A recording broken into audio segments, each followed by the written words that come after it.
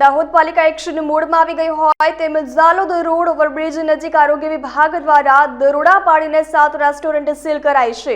Checking કરતા ગંદકી તેમજ એઠવાડવાળું પાણી વહેતું હોવાથી કાર્યવાહી કરવામાં આવી છે। આરોગ્યને નુકસાન તેમજ ગટર લાઇન ચેકઅપની સમસ્યા સર્જાતી હોવાનું સામે આવ્યું છે। કોમ્પ્લેક્સમાં આવેલ તમામ ખાણીપીણીની 7 દુકાનો સીલ કરવામાં આવી છે।